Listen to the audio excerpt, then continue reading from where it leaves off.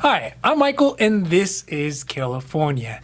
And despite all the political distractions that are going on right now, things like Supreme Court confirmations and the craziest debate in generations and the elections, there is still important work to be done to provide much-needed assistance to Americans who are suffering as a result of the pandemic and the economic shutdowns. On Thursday, House Democrats voted to pass the newest version of their HEROES Act stimulus package. But Republicans in the White House are still not willing to budge on their starvation-level support. This while stimulus is now needed more than ever before as we get into the winter months and there hasn't been any additional support for the millions of Americans who need it. So today we are talking about the updated HEROES Act that just passed the House, the GOP and the White House's response to it, and why more stimulus is now no longer just a political talking point, but a matter of humanity. Now this is your 5-minute daily dose. So let's make this quick. But before we do that, if you like this information, if you find it interesting, if you find it helpful, please don't forget to like and subscribe. That way you can get updates when our newest and most informative videos become available. On Thursday, Nancy Pelosi and her House Democrats put the newest iteration of the updated HEROES Act to a vote in the House. It passed by a surprisingly thin margin of 214 to 207.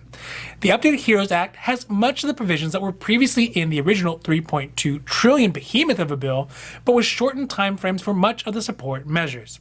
This enabled them to shave off nearly 1/3 of the cost of the bill and bring it down to $2.2 trillion. But not all Democrats were happy with the bill, especially those Democrats who are in contentious elections in states that could go either way. Bringing this to a vote right now put them in some danger of losing the thin margin of the advantage that they have in their home states. In fact, 18 Democratic House members defected on the vote.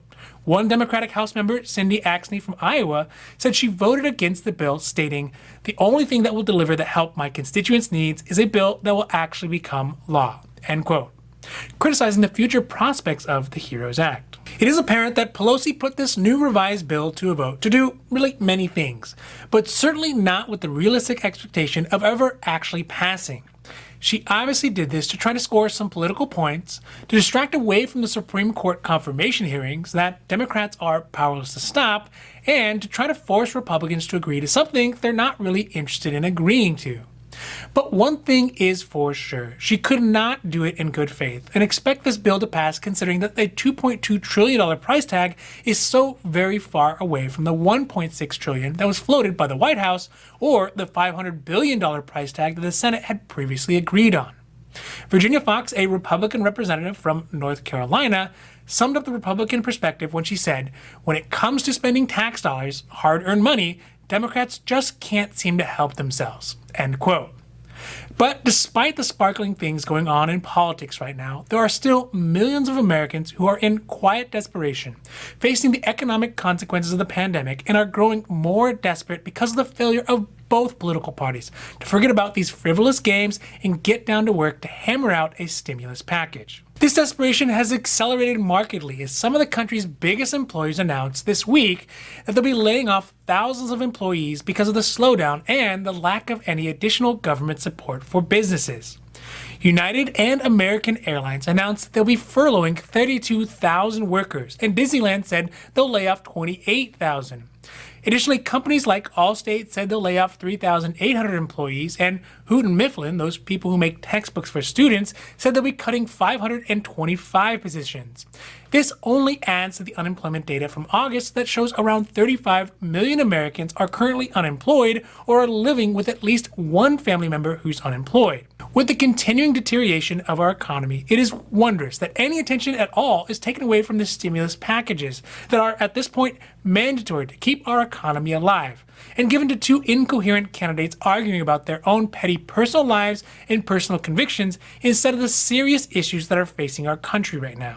So overall, it's obvious that Pelosi is trying to bring back focus on the issues that rightly deserve the lion's share of attention.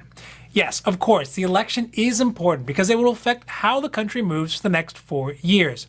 But many Americans are more worried about the next 4 months or even the next 4 weeks. It is embarrassing that our representatives are so self-absorbed in their own political posturing and signaling rather than trying to figure out a way to improve the lives of our friends, our family members, and our neighbors who are stuck at home, who are hungry, and who are running on fumes. Now, this has been your 5-minute daily dose, and I hope that you found it interesting or helpful or at least useful. And if you did, please don't forget to like and subscribe.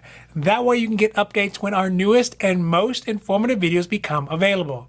Also, we here at Carelifornia, we know health insurance. So if you have any questions about your health insurance, leave those down below and we'll be happy to make a new video or a new post as soon as we can.